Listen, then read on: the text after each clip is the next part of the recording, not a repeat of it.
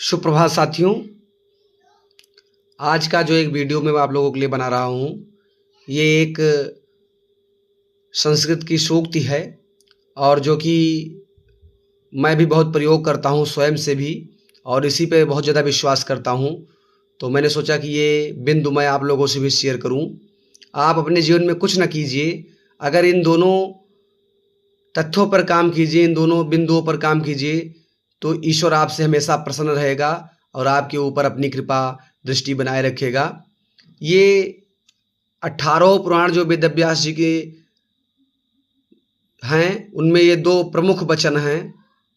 वेद व्यास जी ने लिखा है कि अष्टादश पुराणेषु व्यासस् वचनं द्वयम्।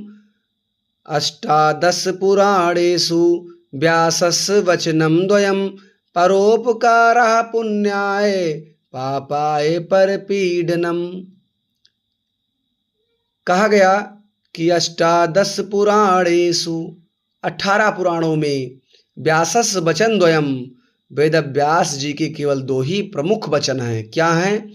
परोपकारः पुण्याय, कुछ मत कीजिए, केवल आप परोपकार कीजिए, परोपकार से पुण्य की प्राप्ति हो जाएगी।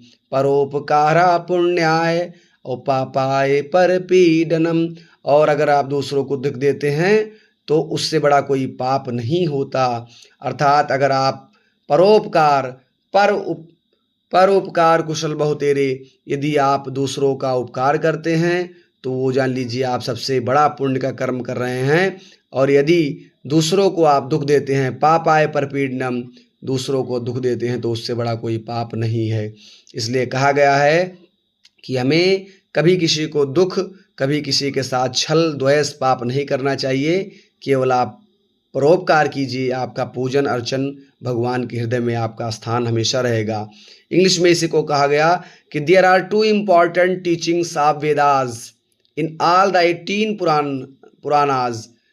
There are 2 important teachings of Vedavyas in all the 18 Puranas. Serving other is virtuous and causing suffering to others is sin. Sin मतलब पाप। तो आप लोग हमेशा परोपकार कीजिए और दूसरों को हमेशा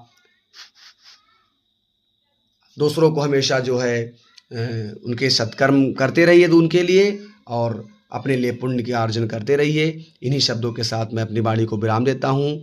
आज के लिए इतना ही। जय हिंद, जय भारत, जय भारत माता।